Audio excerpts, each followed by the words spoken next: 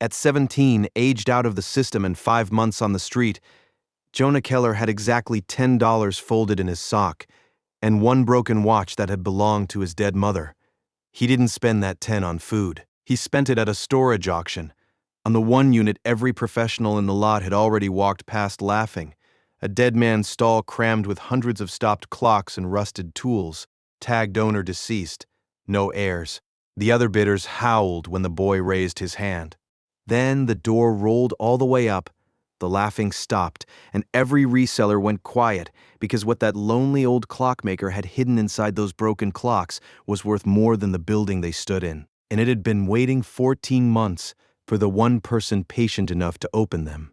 But that comes later. First, you have to understand how a boy ends up with everything he owns zipped into one backpack, counting a $10 bill like it might disappear if he looked away. Jonah had turned 17 in a group home on the north end of the city, in a room he shared with two younger boys who cried at night and pretended in the morning they hadn't. When the state ran out of placements for a kid his age, they did what the state does.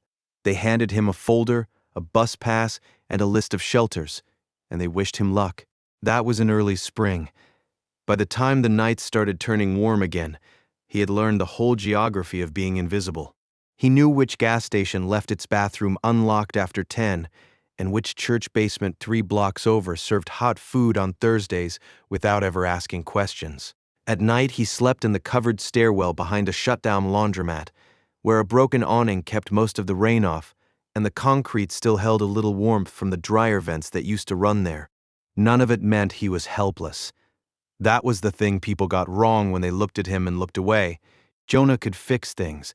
In the one decent placement he'd ever had, a foster grandfather named him a natural, put a screwdriver in his hand at 11, and taught him that a machine was just a problem holding still. In shop class, he rebuilt a lawnmower engine from a milk crate of dead parts and sold it for $40.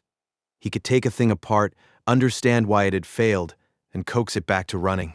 What he could not do was find anyone willing to pay a homeless kid to do it. He'd tried. 2 weeks earlier, he had walked into a repair shop on the main drag, a place with lawnmowers and chainsaws lined up in the window, and asked the man behind the counter if he needed help. I do small engines, I don't need papers, Jonah said. Pay me whatever a day's worth is. The man looked at his backpack, at the collar of his shirt, at the smudge of sleeplessness under his eyes. We're not hiring, he said, though a sign in the window said they were. It went like that most places. A boy with no address is a boy with no references, and a boy who looks like he slept outside looks, to some people, like a boy who came to steal. Jonah had stopped being angry about it around the 3rd month. Anger cost energy he needed for other things. So he took what the day gave him. He carried a widow's groceries up 3 flights for $1 and a sandwich, held a going out of business sign on a corner, and got paid in quarters. Once he fixed the chain on a little kid's bike in the park, just because the kid was crying and the chain was an easy thing. The boy's mother watched him the whole time like he might grab her purse, thanked him without meaning it, and hurried her son away. That one stuck.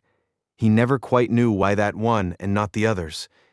Maybe because the bike had been the easiest fix in the world, and he'd have done it for nothing.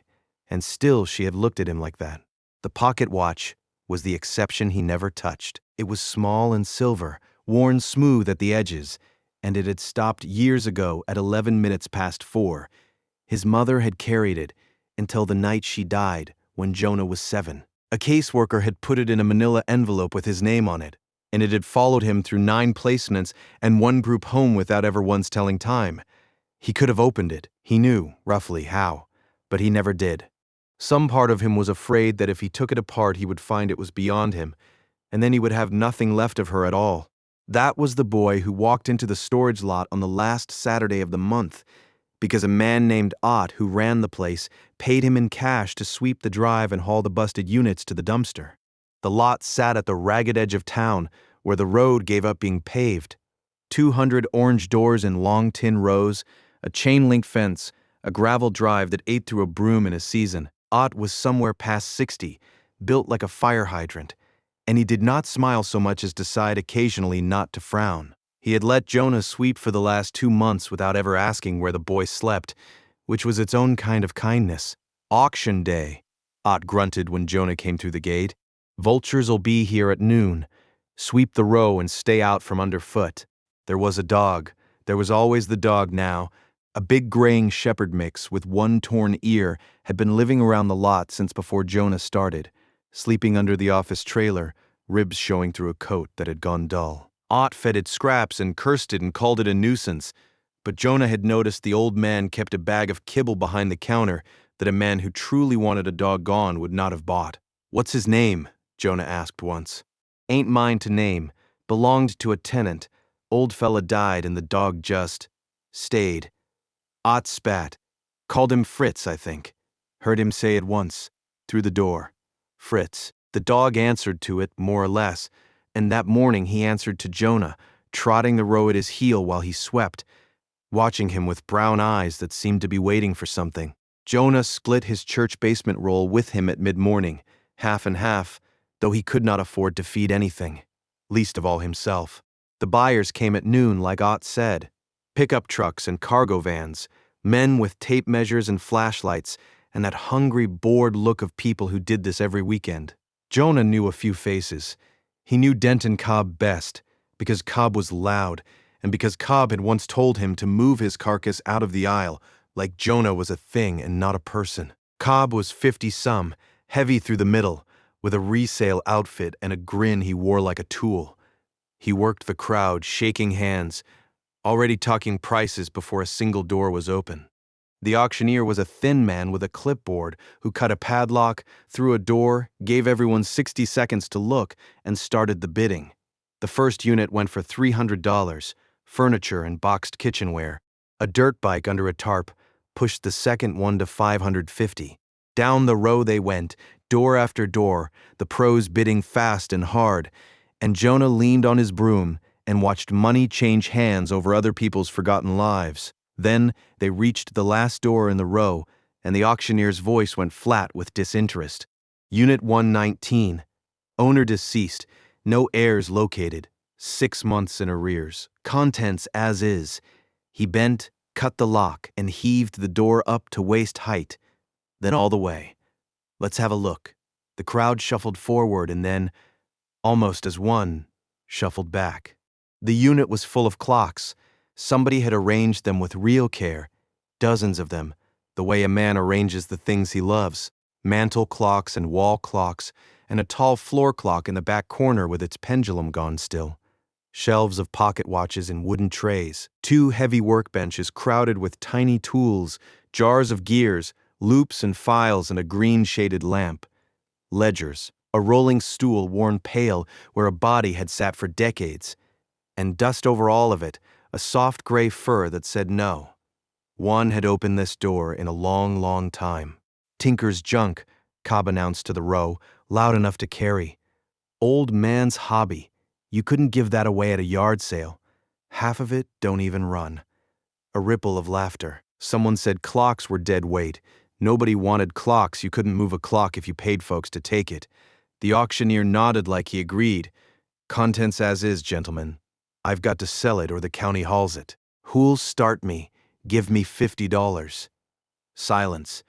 The men were already drifting toward their trucks. "Give me 25 then. Anybody."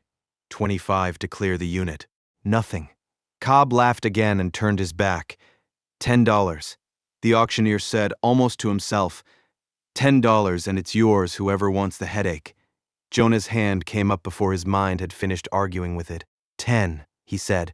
"I'll give you 10. Every head in the lot turned. For a second, nobody understood, and then Cobb saw who had spoken and his grin split wide open. "The broom boy," Cobb said, delighted. "Kid, that thing's gonna cost you more to empty than you'll ever make off it. You even got $10. "I got $10, Jonah said. Laughter went around the crowd, easier now, the laughter of men enjoying somebody else's foolishness. Jonah felt his face go hot, felt the old animal urge to shrink and vanish, and held his ground anyway. The decision had already been made somewhere quiet in him, all at once, and that was that. $10, the auctioneer said, and he was almost smiling, and it was not a cruel smile. Going once, going twice. He looked around at the drifting backs of the professionals, at the boy with the broom standing alone in the aisle. Sold to the young man for 10. He handed Jonah a key on a paper tag and a clipboard to sign. 48 hours to clear it, son, he said. Low, just for Jonah. After that, it's the county's problem. Then, quieter still, hope you find something. Jonah signed his name. He worked the folded 10 out of his sock, damp and soft as cloth, and put it in the man's hand, and that was every dollar he had in the world gone in a single breath. Cobb clapped him on the shoulder hard enough to sting on his way past, still chuckling. Enjoy your clocks, broom boy, Cobb said, and climbed into his truck and drove off with the rest of them. And the lot emptied out, and the laughter went with it. Ott came out of the office trailer wiping his hands on a rag and stood next to Jonah, looking into the open unit. For a while he said nothing at all. You spent your sweep money on this, Ott said finally. It was not a question. I spent everything on this. Ott grunted. He took in the wall of clocks, the boy, the dog sitting patient in the dark. Kessler, he said. That was the old man's name. Kept to himself, paid a year up front every year, cash on the counter, till the year he didn't. He shook his head slowly. Never once saw a soul come visit him. Not in all the years he rented off me. He turned back toward the trailer, then stopped at the door. 48 hours, I can't stretch it. County rules, not mine. He jerked his chin at the office. There's a work light on a cord inside if you want to see what you bought. Bring it back when you're done. And then it was just Jonah and Fritz and an open door. The regret hit the moment the trucks were gone. $10. His whole $10 on a room full of a stranger's broken things, when that same 10 could have been 4 days of dollar menu food, a bus ticket, a phone card, anything that fed a living boy.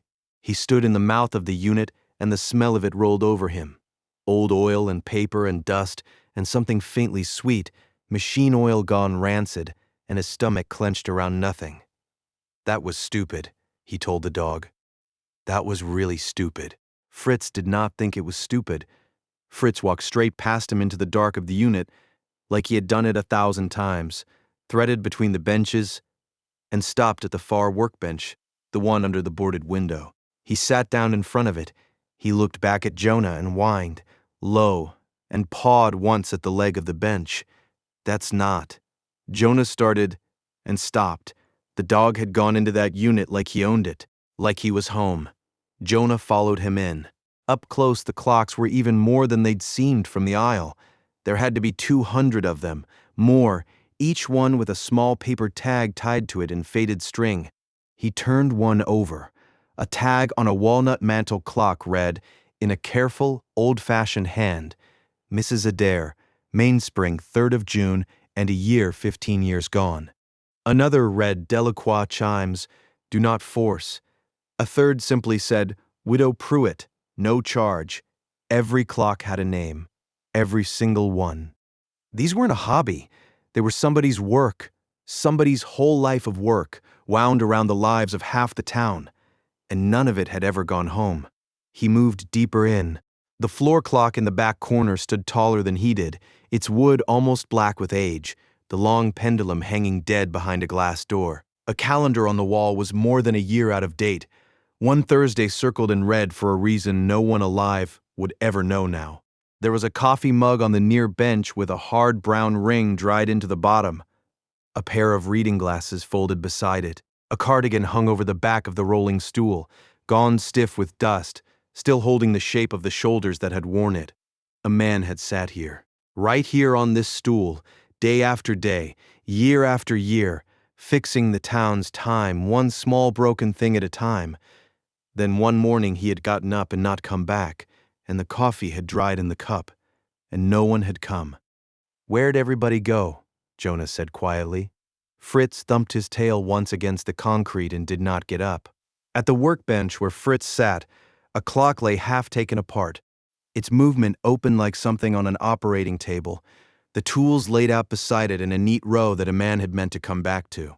Above the bench, screwed to the boarded wall, was a small brass nameplate gone green at the edges. Jonah rubbed it with his thumb and read the letters that came up out of the tarnish. A. Kessler, horologist. Below the bench sat a steel cabinet, the kind with a proper lock, dust-furred like everything else. He tried the handle. It held, locked tight, and in the shallow drawer of the workbench, when he slid it open on its dry runners, on top of a jumble of tweezers and springs, lay a single envelope, yellowed, heavy for its size. No stamp, no address, just 2 words across the front in that same careful hand. The pen pressed deep, like the writing had mattered. Jonah lifted it into the gray light coming through the open door. Fritz leaned warm against his leg and went still, as if he, too, were waiting to see what the boy would do. The 2 words on the envelope read, "For whoever." He turned the envelope over. The flap had been tucked, not sealed, the glue long since given up, and it opened under his thumb without a fight. Inside was a single sheet folded in thirds, soft as an old bill, covered in that same slanted hand. Jonah carried it to the doorway where the light was better and read it slowly, because reading had never come easy to him, and because the words made him want to be careful. If you are reading this, then I am gone, and you have bought my whole life for whatever they let it go for. I am sorry. It is a great deal of dust to hand a stranger. But look at the tags before you throw anything out. Most of what is in this room is not mine. It belongs to people who trusted me with the time of their lives and never came back for it, or could not. Their names are written plain. If you have any decency in you, and I have to hope you do, see that they go home. As for what is mine, I hid it the only way a man who has been robbed once by people in nice suits learns to hide a thing. If you are patient, you will find it. If you are not, then it was never meant for you, and that is all right too. Time rewards the patient. It is about the only thing that does. It was signed with 2 letters, A.K. Jonah read it twice. He did not fully understand it, the part about hiding, the part about the suits. But he understood the tags, and he understood being handed somebody's whole life and being told to be decent about it. And he stood there in the doorway a long time with the paper trembling a little in his hand. "Okay," he said, to the note, to the dog, to the dead man he had never met. "Okay, I hear you." He found the ledger on the corner of the bench, a fat cloth-bound book, gone furry at the spine. Inside, page after page, was a record of a life measured in other people's time. Dates going back to 1961. Names, jobs, prices, always small prices, sometimes no price at all. A note beside a repair for someone called Widow Pruitt read, "Paid me in tomatoes. Fair trade." Another read, "Do not charge the Hollis girl, her father passed." The handwriting stayed steady across the decades, and then, near the end, began to shake, the letters growing large and loose, the entries thinning out, until the last one, more than a year old, read simply, "Hands no good today. Try tomorrow." There had not been a tomorrow. Jonah closed the book gently, like closing a door on someone sleeping. It sat heavy in him, a man who fixed everyone's time and kept none for himself. A man the whole town had handed its broken things to, and not one of them had thought to knock on his door. Jonah knew what it was to be looked through like he was glass. He had not expected to find that same loneliness waiting in a dead man's ledger, written in a shaking hand, but he recognized it the moment he saw it.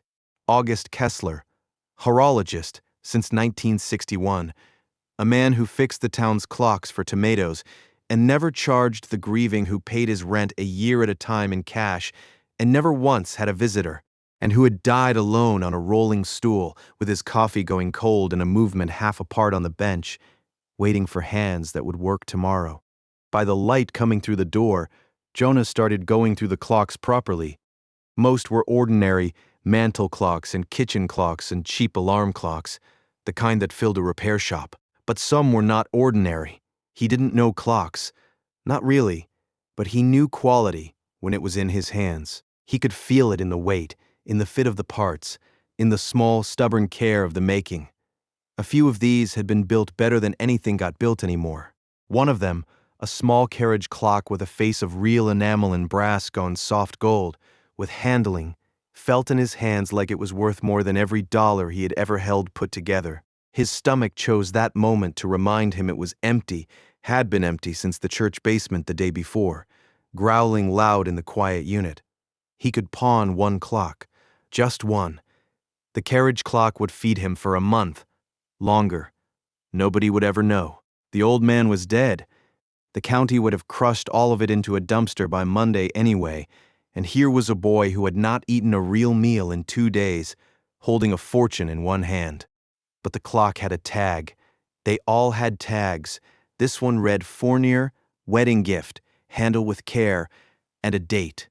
And Jonah stood there with his stomach eating itself and thought about a woman named Fournier who had gotten this clock for her wedding and trusted an old man to fix it and never gotten it back.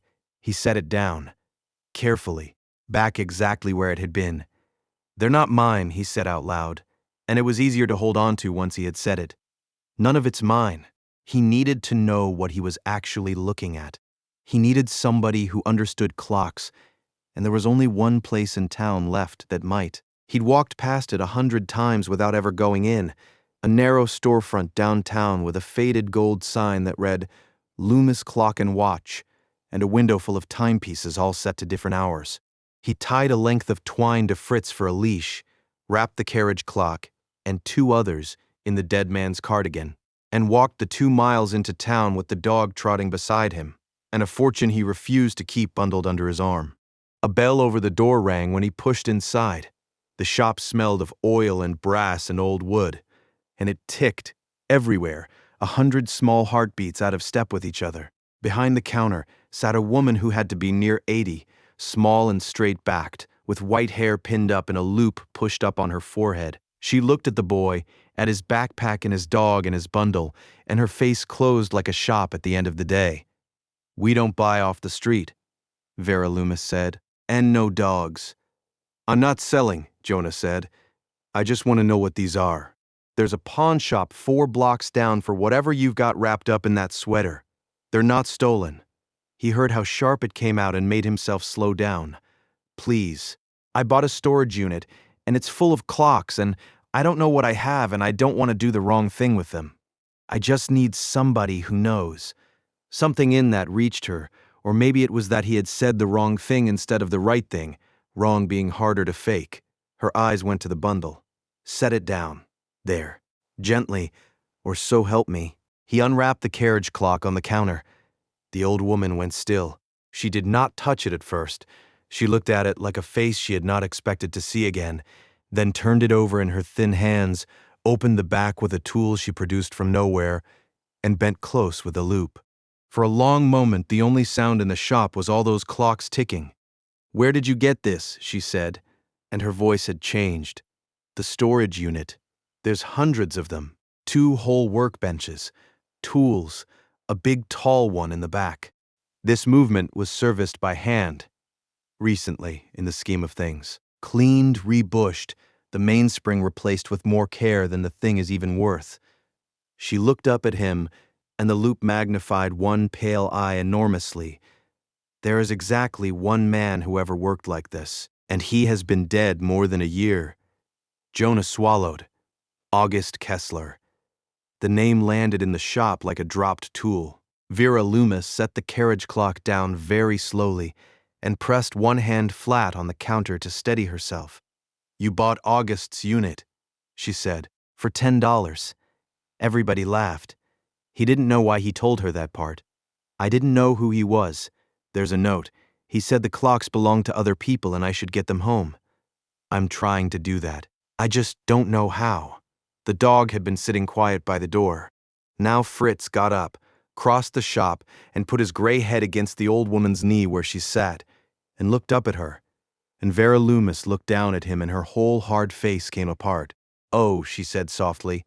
"Oh, you old fool. You kept his dog." She wasn't talking to Jonah. Her hand found the torn ear and rubbed it, and the dog leaned into her, and something that had been shut for a long time opened a crack. "He named you after a clockmaker, you know that, Fritz. There was a master in Vienna. August thought that was funny." Her voice caught.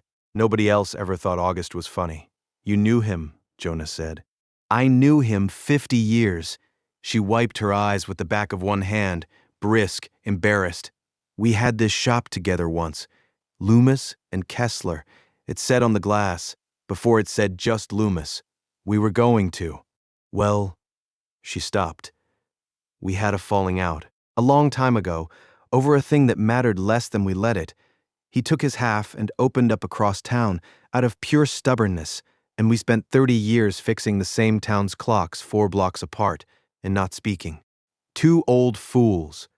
Why didn't you make up? Because we were old fools, she said it without softness.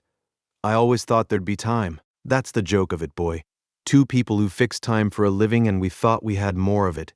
She looked at the carriage clock, at the dog, at the boy. He died alone in a storage shed 4 miles from my front door, and I read about it in the paper. No service, no family that anyone could find. They put him in the county ground.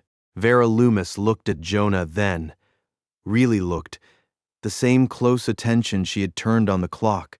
She took in the backpack that held everything he owned, how he had stared at the shop's ticking warmth when he came in from the cold, the sharp jut of his wrist bone where his sleeve had ridden up. When did you last eat? She said. I'm fine. That is not what I asked you. Jonah looked at the floor. Church basement. Yesterday. She was quiet a moment. Then she rose without another word, went into the back room, and came out with a paper sack that she pressed into his hands. Inside was half a loaf of bread, a wedge of cheese, an apple. Eat the apple now, she ordered. You've gone gray. You'll frighten off my customers if I ever have any again. He wanted to give it back. Pride was most of what he had left, but his hands had already closed around the sack, and she watched him lose the argument with himself, and her voice softened for the first time since he had walked in. Take it, she said. A boy who won't sell a dead stranger's clock to feed himself can accept an apple from an old woman. That isn't charity. That's just Tuesday. He ate the apple. It was the best thing he had tasted in a year.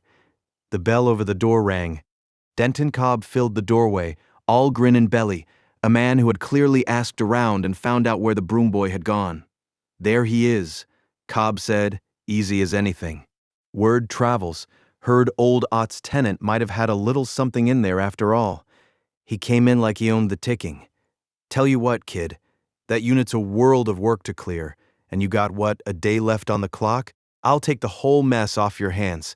$50 cash right now. You walk away clean, no hauling, no headache. It's not for sale, Jonah said. 100 then. The grin stayed, but the eyes went flat. Don't be stupid twice in one weekend. It's not mine to sell. Most of what's in there belongs to people. It's going back to them. Cobb laughed, but it had an edge now. Belongs to people. That's rich. He looked at Vera, at the clock on the counter, and Jonah watched him do the math, and not like the answer. You know what? You hang on to your clocks. But you signed for a unit 6 months in arrears on a dead man's account, and there's people who'll say a street kid had no business at that auction to begin with. Sale like that, somebody could get it looked at. He tipped an imaginary hat, just being neighborly. He was gone before either of them could answer, the bell jangling behind him. That man, said Vera Loomis, would sell the pennies off a corpse's eyes. She stood, joints cracking, and reached for a coat on a hook. Lock the shop, would you? Turn the sign. I want to see it. I want to see what he left. They rode back out to the lot in her ancient sedan, the dog between them, and she stood in the mouth of Unit 119 with one hand over her mouth and did not speak for a long time. She walked the rows of clocks and touched the tags and read the names under her breath, and some of them she knew, and 1 or 2 made her stop entirely. The Delacroix chimes, she murmured, lifting a tag on a rosewood wall clock. His wife carried this in the week she got her diagnosis. He must have finished it after she passed and never had the heart to make the call.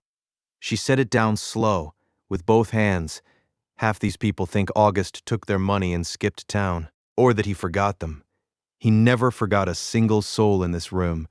He just couldn't make himself lift the phone. He kept the whole town's time running, she said finally, and let his own run out alone. She turned to Jonah. You said there was a note, about patience, about hiding something. He said if I was patient, I'd find it. He said he hid it the way a man who got robbed by Suits hides a thing. Jonah shook his head. I don't know what that means. But Vera Loomis had gone still again, staring at the tall floor clock in the back corner. the black one taller than a man, its pendulum hanging dead. August's father had a shop before him, she said slowly. Lost it in a bank failure when August was a boy. The bank took the building, the tools, everything, and August's father never got over it. August wouldn't put $1 in a bank his whole life. Used to say the safest vault in the world was a thing nobody thinks is worth stealing. Her eyes were bright and fixed on the great dark clock. Help me move this out from the wall. Careful, it's older than both of us put together. They eased it forward on the concrete, inch by inch, and Vera opened the long glass door and reached up into the dark of the case above where the pendulum hung. Feeling along the back panel, with fingers that had spent 70 years learning the insides of things, there was a soft click. A false back, cut and fitted so cleanly that Jonah had looked right at it and seen only wood swung loose in her hand. Behind it, stacked in the dark hollow of the clock, were rolls of coins wrapped in brown paper and bundles of old bills bound with rubber bands gone brittle with age, and resting on top of the money, sealed this time, pressed with a drop of red wax, an envelope that read in that shaking, careful hand, "To whoever cares enough to open my clocks." Vera Loomis broke the wax with her thumbnail and handed the letter to Jonah without reading it herself. "It's addressed to you," she said, "whoever cared enough. That's you, not me." So Jonah read it aloud in the cold unit, stumbling on a few of the words while an old woman and an old dog listened. "To whoever cares enough to open my clocks. If you have found this, then you did not throw my life in a dumpster the first hour. You wound the stopped ones. You were patient. That already tells me something about you. My father had a shop before I did. When I was a boy, men in good suits came and took it for a debt that was mostly interest, and my father sat down in the empty room where his workbench had been and never really got up again. I promised myself no bank would ever hold my life in its hand. I kept that promise. Everything I saved in 60 years of work is folded into the movements and the cases of the clocks in this room. I never handed a bank my life again, so I folded it into the things I loved and trusted a patient stranger to find it. It is not a fortune to a rich man, but it is everything I had, and I could not think what to do with it, because I had no one left to give it to. That was my own doing. I had a daughter and I lost her young. Her girl came to me for a while after, and I was so broken by the grief that when that child stood at my door meeting her grandfather, I turned her away.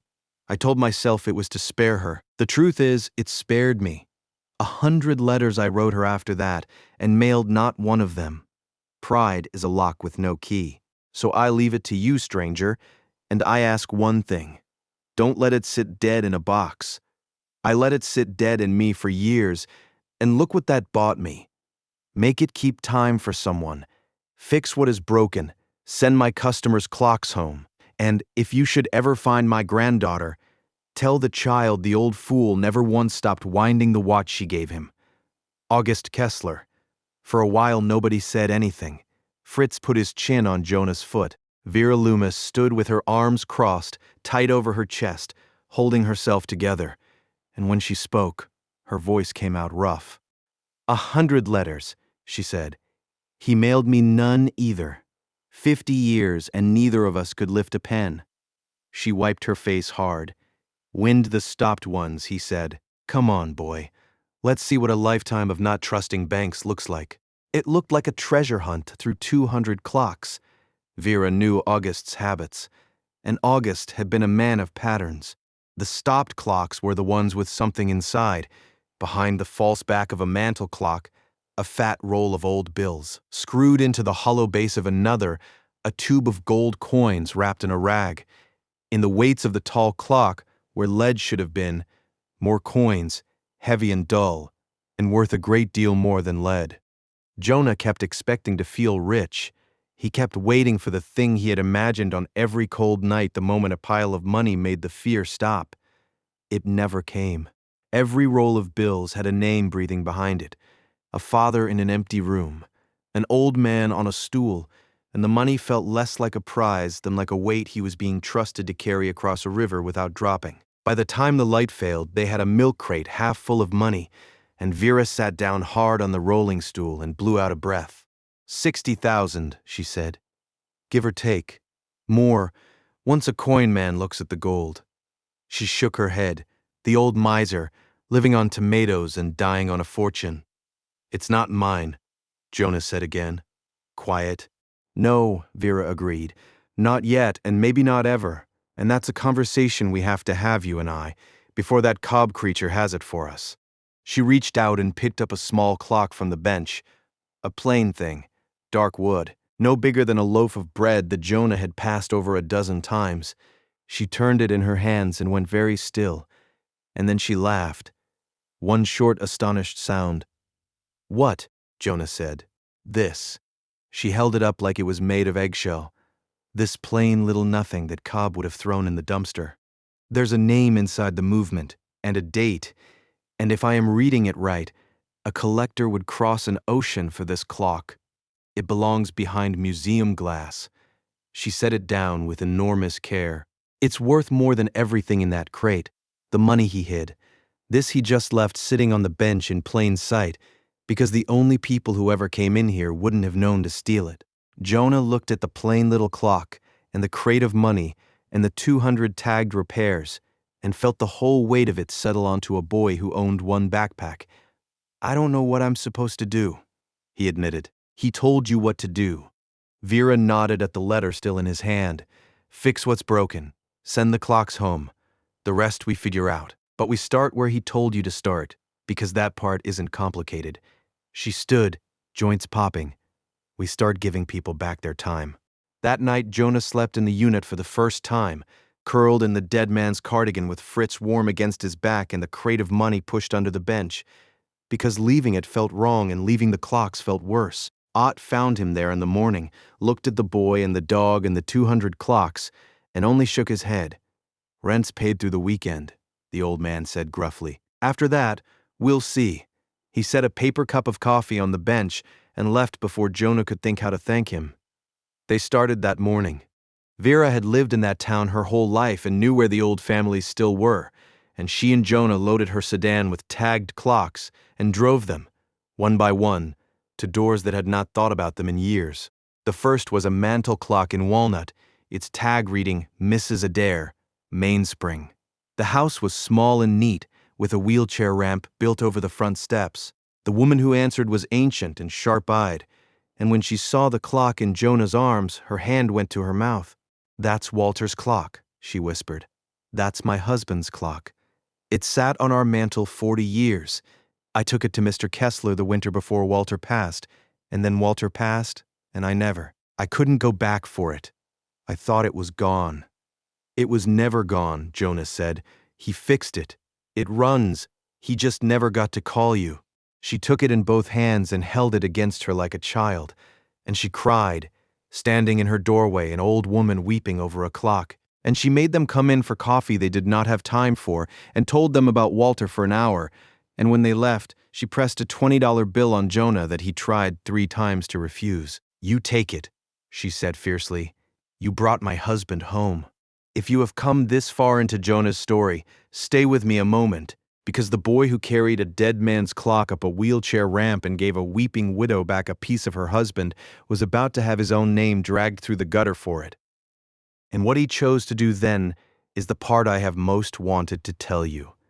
Take a second and subscribe, and let me show you how a town learns the truth about a boy. Word travels in a small place. By the end of that first week, people had started to hear about the street kid who was giving away clocks instead of selling them, and some of them opened their doors already smiling. A hardware man on the highway heard the story and offered Jonah cash work whenever he wanted it. The woman who ran the diner on the square waved him in one evening and set a plate down in front of him before he could say a word. Meatloaf and potatoes with the steam still coming off. On the house, she said. I can't pay for this. Did I ask you to pay for it? Sit. My Gerald took his pocket watch to Kessler 30 years back, and that man charged him $2 and told him it was a sin to fix a watch that fine for money. She topped off his water. You're the boy putting things right. In here you eat. Kindness, it turned out, moved through a town door to door, the same as a rumor did. But Cobb moved too. Cobb had realized there was real value in that unit, value he had laughed away for $10, and it curdled in him. So he told a different version. He told it at the auction house and the gas station, and anywhere men stood around with coffee, that the homeless kid had looted a dead man's storage, that all this returning of clocks was a cover, that the boy was using it to case houses and see what old people had worth stealing. Jonah found out when he carried a clock up a walk and the man inside cracked the door on a chain. "I know who you are," the man said. "Heard all about it. You get off my porch before I call somebody. Sir, this is your clock. Your name's on it. Mr. Kessler fixed it before he died." I said, "Get off my porch." The door shut. Jonah stood there holding the man's own clock, and the old hot shame came up in him, the certainty he had carried his whole life that he would always be the one people locked their doors against. He walked back to the car and set the clock in the back seat and did not say anything for a long time. "Cobb," Vera said. It was not a question. "He's telling people I'm a thief. He's frightened," she said. "A frightened man with a mean streak is the most dangerous animal there is. His little resale business is one bad season from the grave, and he watched a fortune walk away from him for the price of a sandwich, and he cannot stand it." She put the car in gear. "We keep going. The clocks are the answer to him. Every one we put back is a witness for you. Let him talk. The town will do the arithmetic." Jonah watched the shut door shrink behind them in the mirror. "Why do you believe me?" he said. "You didn't know me a week ago. Everybody else takes one look and locks up." Vera kept her eyes on the road a moment before she answered. "Because you carried a man's clock up a wheelchair ramp when you could have carried it to a pawn shop. I've been reading faces across a counter for 60 years. The honest ones are easy. They're the ones who can't believe anybody would think they're honest." She glanced at him, then back at the road. August was the same. Never could take a kind word as meant for him. It's what killed him in the end, sure as the years did. Don't you let it do the same to you. They kept going, and the town, slowly, did the arithmetic. It was the 9th day when a car Jonah did not recognize was parked at the storage lot, a clean gray rental, out of place among Ott's dented regulars. A woman stood at the mouth of Unit 119 with her back to him, looking in at the clocks, and something in the set of her shoulders made Fritz stop and stand very still at the gate.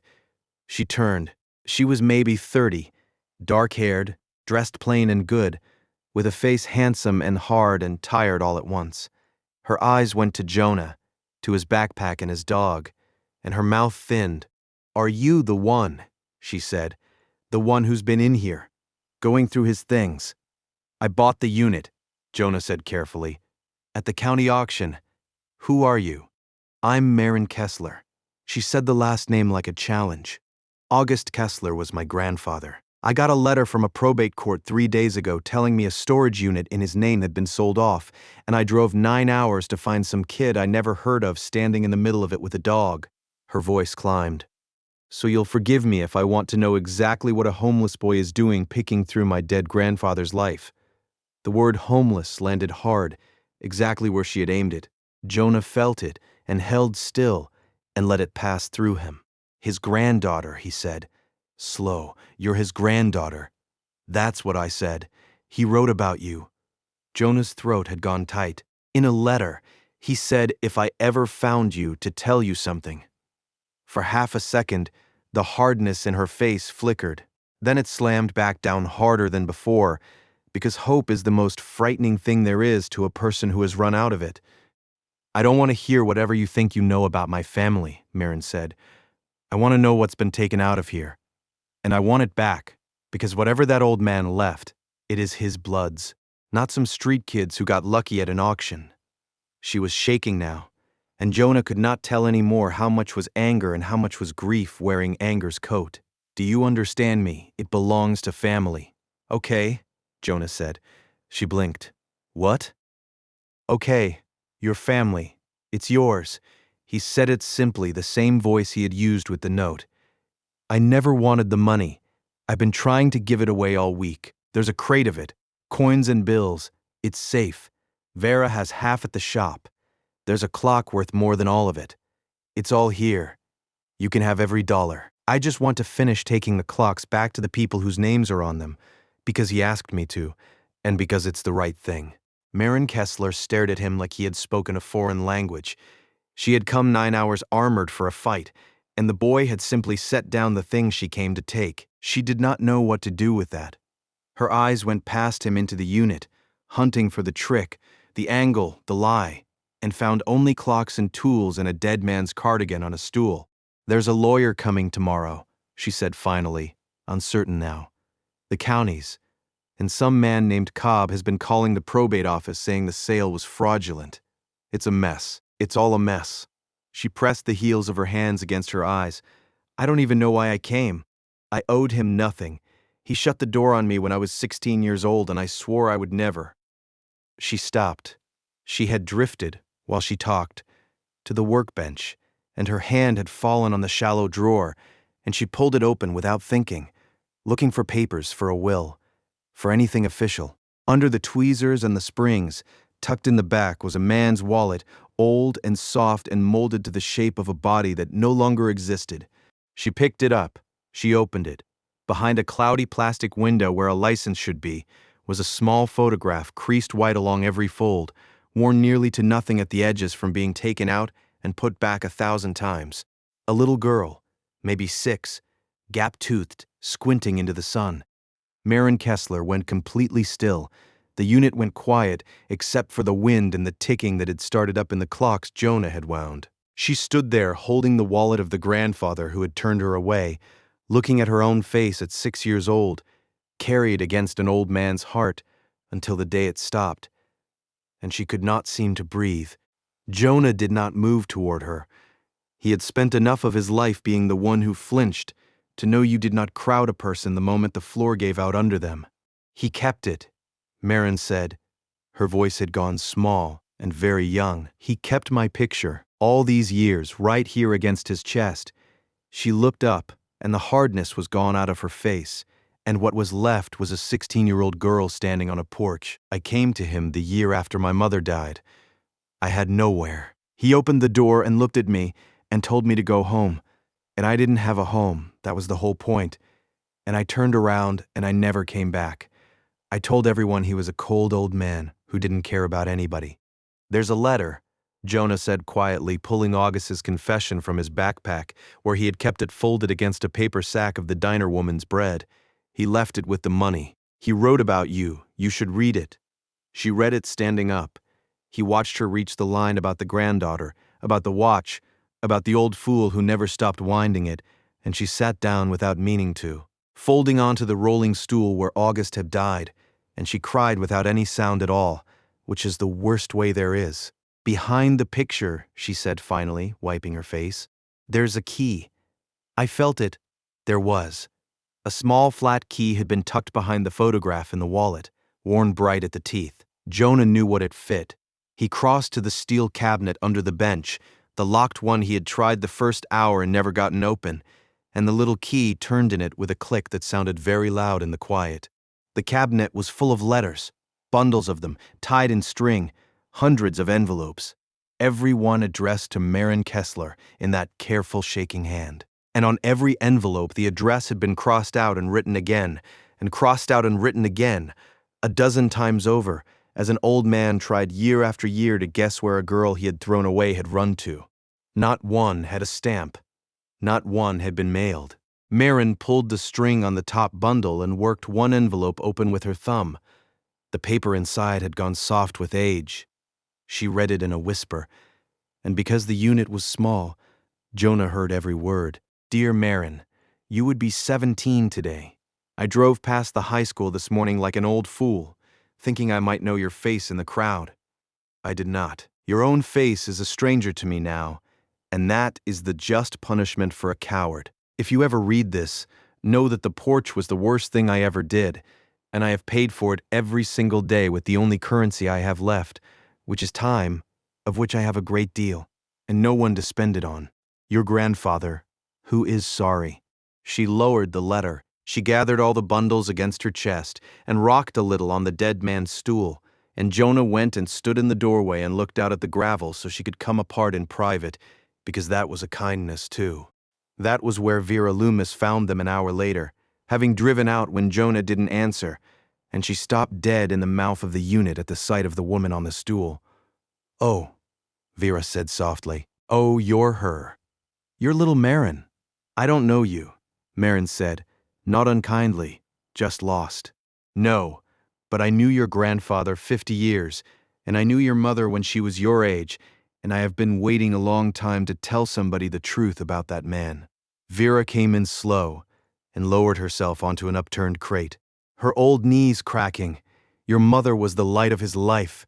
She used to sit on that very stool when she was small and hand him his tools, the wrong one every time, and he would thank her like she'd handed him gold.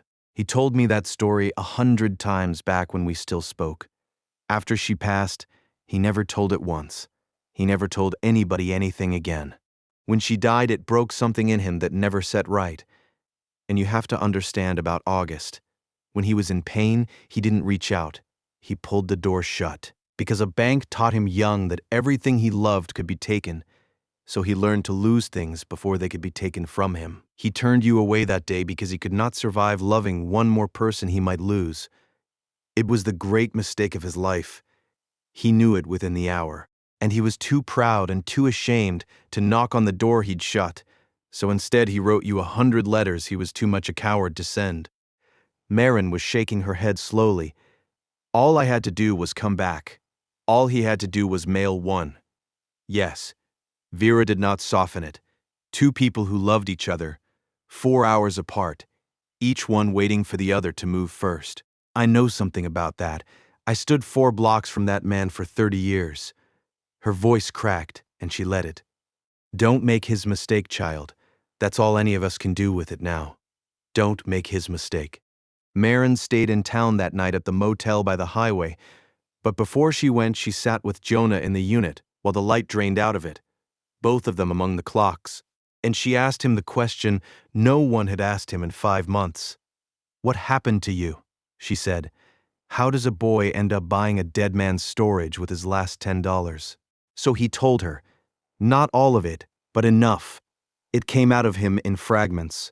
The mother who died when he was 7, the watch, 9 placements, and the one good home that ended when the foster grandfather got sick. A group home, and turning 17, and the folder and the bus pass and the door that shut behind him. He told it flat and fast, in the voice of someone who had stopped expecting anyone to be moved by it. Marin did not look away once. We're the same, she said when he was done. You know that. Both of us got put out on a porch by the people who were supposed to keep us. Both of us decided the whole world was going to be that porch. She almost smiled. And then some stubborn old man neither of us deserved reached out from the far side of dead and proved us wrong. I never even met him, Jonas said. You've been living inside his head for 2 weeks. You've met him better than I ever did. She looked at the wall of clocks, every stopped one he had wound back to life. He would have liked you. That's the part that guts me. He sat at that bench alone for 40 years, and the one person who'd have sat there with him was a boy he never got to meet. The county lawyer came the next afternoon, and so did Cobb. They met at Vera's shop because it was neutral ground, and because it had chairs, and the lawyer, a tired young man from the probate office, spread his papers on the counter among the ticking clocks, and explained the situation in the flat voice of a person who did this all day. The unit had been sold in a lawful public auction for non-payment. The buyer, Jonah, had legal title to the contents. That would ordinarily be the end of it. Except, the lawyer said, we've received a complaint. Mr. Cobb here alleges the sale was fraudulent, and he's raised the matter of the buyer's age. Cobb had come in his good jacket, smelling of aftershave, wearing the grin. Kid's 17, he said, spreading his hands. Reasonable, reasonable. A minor. Can't enter a binding contract. Sales void on its face. Now I'm not trying to hurt anybody. I'm just saying, do it right, put the unit back up. Let grown folks bid it fair. His eyes flicked to the crate of coins on the counter and back. That's all. Fairness. You were there, Vera said. Beg pardon. You were there, Denton, at the auction. You looked in that unit and you called it Tinker's junk loud enough for the whole lot to hear, and you laughed at a hungry boy for bidding $10 on it. 20 people watched you pass, and now that it turns out there was gold in it, you've discovered a tender concern for doing things right. She folded her arms. You want to tell the story of that morning to this young man? Or shall I? Cobb's grin held, but his neck had gone red. Anybody can be wrong about a unit. The bell over the door rang. It was the old woman from the wheelchair ramp, Walter's widow, come with a plate of something covered in foil because Vera had mentioned there'd be a hard meeting. Behind her was the diner woman. Behind her was the hardware man from the highway, and two more people Jonah had handed clocks to that week, and they filled up the little shop among the ticking. And they had heard, as a small town hears everything, that somebody was trying to call the clock boy a thief. We'll speak for him, Walter's widow said, to the lawyer, to the room, to Cobb most of all. Every one of us. That boy carried my husband's clock up my ramp and wouldn't take a dime. You want to tell a judge he's a criminal, you'll do it over top of all of us. He rewired the motor on my display sign last week and charged me nothing, the hardware man said from the back. Told me he owed me for the coffee. That's your thief, Denton. Jonah found his own voice then, which surprised him more than it surprised anyone. I don't want the money, he said to Cobb, plain and level. I told her she could have every dollar. You could have had the clocks yourself for helping me carry them. That offer was there the whole time. You only wanted them once somebody else found out they were worth something. Cobb had no answer for that. The lawyer looked around the crowded shop and closed his folder. I don't think this is going to be a difficult determination, he said dryly. And Cobb, who had come in grinning, stood in a room full of people who had done the arithmetic, and the grin finally came off. For a second, Jonah saw underneath it, and it was not a monster under there. Only a scared, middle-aged man watching his last good chance walk away from him again. A man who had spent his whole life certain that the person who grabbed first got to keep it, and had never once been proven wrong, until now. Fine, Cobb muttered. Fine. Keep your clocks. He got to the door and stopped, not turning around. Unit like that comes up maybe once in 20 years, he said, to nobody. Once in 20 years. Then he was gone, and the bell jangled, and nobody said anything unkind after him, which Jonah decided was its own answer. The rest was Marin's to decide, because the law made her the heir, and everyone in the shop knew it. She stood a long time at the counter with her grandfather's confession in one hand and the crate of his hidden life in front of her.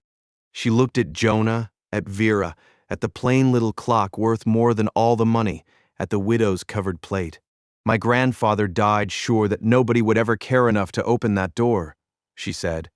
A boy with $10 did what his own blood wouldn't. I've been trying since I got here to figure out what I'm owed, and I think the answer is nothing. I think I gave up what I was owed on a porch 14 years ago. She turned to the lawyer. So here's what he wanted, and here's what's going to happen. The rare clock, the plain dark one, would go to the Horological Museum 2 states over behind glass with a brass card that read from the collection of August Kessler, horologist, so that strangers would say his name for 100 years. The customers' clocks would all go home, every last tagged one, and Jonah would finish carrying them. The money would seed a fund in August's name, run out of Vera's shop, to teach the trade to kids coming out of the same system Jonah came out of, kids with good hands and no address. Jonah thought about a boy asleep in a laundromat stairwell who could fix anything and could not get one person to let him try. His eyes stung. There's a lot of us, he said. More than anybody counts. I know, Marin said. Now there'll be a place in the world that's looking for you instead of past you. And the workshop itself, the 2 benches and the tools and the loops and the green-shaded lamp, the whole of August Kessler's life of work, went to the boy who had wound the stopped clocks. He said, make it keep time for someone. Marin told Jonah, I can't think of anybody it should keep time for more than you. I can't take his shop, Jonah said. It's yours. It's your family's. I have an apartment and a job 9 hours from here and 2 hands that can't tell a mainspring from a shoelace. What am I going to do with 200 clocks and a dead man's tools? Let them die in a storage shed a second time. Marin shook her head. No. He wrote it down. Make it keep time for someone. That isn't me being generous, Jonah. That's me doing one single thing my grandfather asked instead of the opposite of it. Her voice thickened. Let me get one right. Jonah tried to say something and couldn't. Vera saved him. gruff, blinking hard. "He'll apprentice with me. Loomis and Kessler, it'll say on the glass again, if this old fool can keep her hands steady long enough to teach him. God knows the town still needs somebody to fix its time." It was Vera that evening who finally asked to see the watch. Jonah had carried it through every day of this. His mother's small silver watch stopped at 11 minutes past 4, and he had never once let anyone touch it. But he was going to be a clockmaker now, and a clockmaker whose own mother's watch sat dead in his pocket was a coward. August would have said, so he set it on the velvet pad under the green lamp and let the old woman open the back. She bent to it with her loop. For a moment, there was only the ticking of 100 other clocks. Then Vera Loomis went very still, the kind of still Jonah had learned to notice, and she looked up at him with a strange, soft look on her face. "Jonah," she said, "come here. Look." He bent over the loop. Inside the tiny movement, scratched small into the brass by a hand he had come to know from 200 paper tags, was a maker's mark, 2 letters and a date more than 10 years gone. A.K. "Your watch was serviced in his shop," Vera said quietly. "Somebody carried this in to August Kessler before you were ever born onto the street, cleaned it, oiled it, set it running. There's his mark. He held this in his hands." Jonah could not speak. He thought of his mother, who had died when he was 7, carrying her father's watch, and of a lonely old man, 4 miles away, who had opened it up one ordinary afternoon and made it run, and how neither of them had ever known the other, and how the thread between them had been sitting stopped in a homeless boy's pocket the whole time. Vera reached over and put her hand on the back of his neck, the first time she had ever touched him, and held on. "Can you make it go?" he finally managed. Vera Loomis smiled and reached for her tools. "Boy," she said, "that is the entire point of us." It took her the better part of an hour. Jonah watched her hands move, steady as her word, cleaning and oiling and coaxing at the tiny movement under the green lamp. Near the end, she wound it 3 careful turns and held it to his ear. His mother's watch was ticking. The sound was small and even and alive, and it had not been in the world since Jonah was a boy, and he had to turn and face the wall of clocks for a minute before he could trust his own face. Behind him, Vera Loomis pretended to be very busy putting away her tools. 11 minutes past 4, she said gently, when he had turned back. "That's where it stopped. You want me to set it right, or leave it where she left it?" Jonah thought about that a long time. "Set it right," he said finally. She'd want it running, not remembering. Vera set the hands to the true hour, wound it, and pressed it into his palm, still ticking. "Then keep it wound," she said. "A watch you don't wind is just a small silver coffin for a spring. Wind it every morning and think of her. That's what they're for." Winter let go of that town slowly, as northern winters do, giving back an hour of light at a time. And a great deal changed in the giving back. The shop on the side street downtown had a new sign by April, gold letters on fresh black paint, and it read, "Loomis and Kessler," just as it had read on a window 50 years before, a falling out that neither party could remember the real cause of anymore. Behind the glass, the clocks were all set to the same hour for the first time in the history of the place, because Jonah had spent a week doing nothing but that, standing in the ticking with his mother's watch running in his pocket, setting a lifetime of other people's time back into agreement. He lived in the room above the shop. It was small, 1 window, a bed and a lamp and a shelf, and it was the first door in 17 years that locked from the inside, with his own key. Some nights he still woke at 3 and reached to make sure his backpack was where he could grab it, and then remembered, and lay back down and listened to 100 clocks keeping time in the dark below him, and slept. He had put on weight. His hands had steadied. Fritz slept in the shop window in a patch of sun and had grown fat and glossy, and had learned that the bell over the door meant somebody was coming to admire him. The old dog had waited 14 months at a storage lot for a person to walk into that unit, and now the person had, and the waiting was over for both of them. He learned faster than Vera let on she had expected. Clocks made sense to him the moment he stopped being afraid of them, and he had never once been afraid of a machine in his life, only of people. She taught him the escapements and the trains and the names of 1,000 small parts. He taught her, without meaning to, how to keep the shop's books on a phone, and how to laugh again in rooms she had been alone in for years. Customers came back who had not set foot in the place in a decade. Walter's widow brought in a kitchen clock that did not really need fixing, mostly so she could sit and tell Jonah about her husband again. And Jonah let her, because listening cost him nothing, and she had given him $20 he never asked for. The bell over the door rang more that spring than it had in a very long time. The fund started small, because August's hidden life had not been a rich man's fortune, but it started. Vera called it the Kessler Bench, and the arrangement was simple. Any kid coming out of the county system with a knack in their hands and no place to point it could come and learn the trade. The first one came in May. He was 14, all elbows and suspicion, brought by a caseworker who left too fast. He stood in the middle of the shop with his arms crossed hard over his chest and a look on his face that Jonah recognized down to the last muscle. The look of a kid who has already decided that the good thing in front of him is a trick and the only question is when it will be taken back. They said, "You fix clocks," the boy said, making it an accusation. "I do." Jonah pulled a stool up to the second bench, August's bench, the tools laid out along it the same way the dead man had left them. He set a cheap gutted alarm clock in front of the empty stool and put a screwdriver beside it. "This one's dead. Motors seized. Sit down and see if you can figure out why." The boy didn't move. "Why?" "Because a machine is just a problem holding still," Jonah said, and heard in his own mouth the voice of a foster grandfather he had lost at 11, handing the words down the line to a kid who needed them as badly as he once had. "And because I've got nowhere to be, and neither do you, and there's worse ways to spend an afternoon than finding out you're good at something." The boy's arms stayed crossed. "What happens when I break it? It's already broken. That's the whole point of it. You can't do worse than dead. What about when I break something that ain't broke? Then we fix that too." Jonah held his eyes. "Nobody in here keeps a list of what you owe. That's not how this bench works." The boy's arms came loose a notch, and the wariness in his face cracked, just slightly, into the beginnings of curiosity. The boy sat down.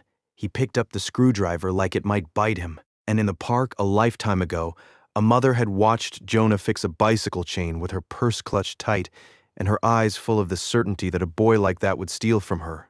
And Jonah had promised himself, without ever putting it in words, that if he ever got the chance he would be the opposite of that look. Here was the chance. He pulled up a stool beside the boy and did not watch him like a thief. He watched him like a person who might be good at something. An hour later, the alarm clock rang, and the boy's whole hard face broke open in spite of itself, and Jonah had to go stand in the back for a minute for reasons he did not explain. The boy came back the next day without being told to, and the day after that. His name does not matter to this story, because he was every kid who ever stood in a doorway certain he was about to be handed back. And there are more of them than anybody counts. What matters is that he had good hands and no place to point them, until there was a bench coming to be his, and a person on the next stool who expected him to be good at something, instead of watching him like a threat. Weeks later, the same county office that had once handed Jonah a folder and a bus pass and wished him luck, called the shop, careful and formal, to ask whether the Kessler Bench might take another one. A girl this time, aged out last month, good with electronics. Nowhere to go. Vera put her hand over the phone and looked at Jonah, and Jonah thought about a stairwell behind a shut laundromat and a $10 bill gone soft in his sock. And he said, "Tell them yes. Tell them always yes." By midsummer, the boy could strip and rebuild a kitchen clock with no help at all, and the girl had come, wary as he had been, and then a third one after her. Some afternoons there were 4 heads bent over 4 benches under the green lamps, and the shop sounded less like a museum and more like a workshop again. Vera would stand at the front and listen to all that ticking and the low talk of kids learning to be good at a thing, and some days she took her glasses off and cleaned them for no reason at all. Marin called every Sunday. She had gone back to her life 9 hours away, but the woman who came armored for a fight had left something of herself in that town, and she could not quite stay away from it. She drove up once a month, and on a warm Saturday in early summer, the 3 of them, Jonah and Vera and Marin, went out together to the county ground, where they had buried August Kessler with no service and no stone. They had bought him a stone. It was set that week, plain gray granite, and Marin had chosen the words. And they were not fancy, because August had not been a fancy man. August Kessler, horologist. He mended what the world gave up on. Marin stood over it a long while. "I keep thinking I forgive him," she said, "and then I get angry all over again that he made me do all my forgiving after he was dead, when he couldn't hear it." She crouched and put her hand flat on the top of the stone. "But I do forgive him. Grandpa, you stubborn old fool, I do." Vera Loomis stood on the other side with her hands folded, an old woman at the grave of a man she had loved and quarreled with and lived 4 blocks from in silence for 30 years. "He used to say a thing," she told them, "back when we still spoke, when the shop was going under the first time and I was frightened out of my mind about money. He'd say, 'Vera, you're never broke as long as you've still got something worth giving away.'"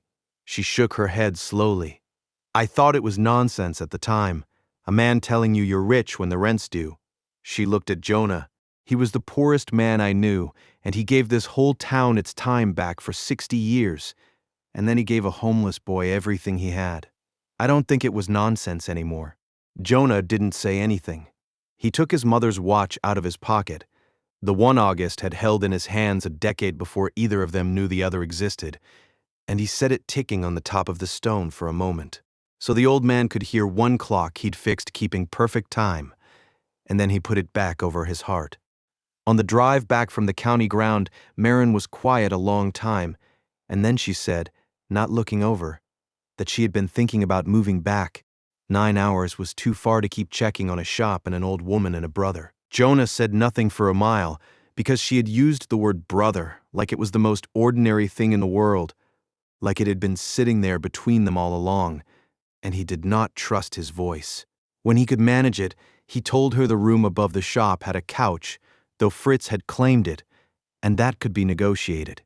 Marin laughed, wet and surprised, and reached over and squeezed the back of his neck, Vera's own gesture, and that was how the thing got settled.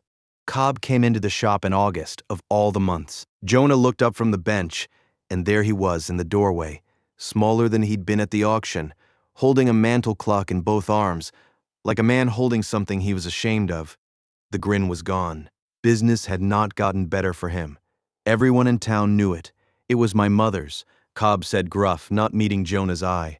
"The clock. It quit. I heard you people fix them." He set it on the counter. "I can pay." There was a version of this where Jonah said something he found he didn't want to. He pulled the clock over, opened the back, looked inside. "Mainspring's gone," he said. "I can have it for you Thursday." He paused. "No charge. First one's on the bench. That's the rule." August left. Cobb looked at him, hunting for the trick in it, the angle, the same as he'd once hunted through that unit for anything worth taking. There wasn't one, and that seemed to be the thing he couldn't get his footing on. Cobb stood there a moment with his mouth working, a man who had spent his whole life sure that whoever grabbed first got to keep it, being handed a thing he had not grabbed for. Then he nodded once, quick, and got out the door before whatever was on his face could be seen, and the bell rang behind him, and Jonah went back to work. Winter came around again, as it always does. On the last Saturday of that month, a full year after a boy with a broom bid his last $10 on a room full of stopped clocks, while grown men laughed, Jonah Keller stood in the middle of a shop that was his home and listened to it tick, 200 clocks and more, all keeping time together, the sound of them like rain on a roof, like a heartbeat with 100 chambers. Most of the tagged ones had gone home to the people whose names were on them. The plain little clock worth a fortune sat behind glass, 2 states away with August Kessler's name on a brass card, and strangers read that name now, out loud. The man no one had visited in life spoken aloud by people who would never know his face. The 14-year-old was at the second bench with his tongue between his teeth, rebushing a pivot, and he was good at it. Better than Jonah had been at that age. Fritz snored in the window. Vera was at the front counter with her loop down, humming something old. Upstairs was a bed behind a door that locked, and in Jonah's pocket, a small silver watch kept perfect time against his chest, ticking out the seconds his mother had carried and a lonely old man had mended, and a homeless boy had finally been given. He thought sometimes about that $10, about how everyone in the lot had laughed, about how the laughter had felt like the truest thing in the world in that moment, one more confirmation of everything he had ever been told about his own worth. And he thought about what the laughter had been laughing at, which was a boy foolish enough to spend his last dollar on a dead man's broken things when he should have bought bread. They had not been wrong that the unit was full of broken things. They had only been wrong about what broken things were worth, and about who was patient enough to mend them, and about the difference between a fortune and a pile of gold. Because the gold had gone to a fund and a grave and a museum and the people it belonged to. The fortune was something else. And Jonah understood it now with a certainty he had earned from the inside out. The fortune had never been the coins hidden in the clocks. It was the hands that finally learned to keep them running.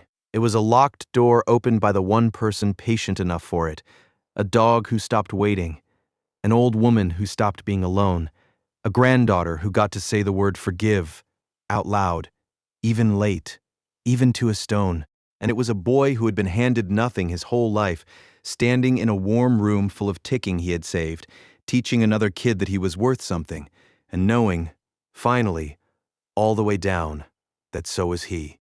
Outside, the snow began, soft and unhurried, the first of the year. Jonah wound the last of the day's clocks, checked that the door was locked, and stood a moment longer in the dark with all that quiet ticking around him.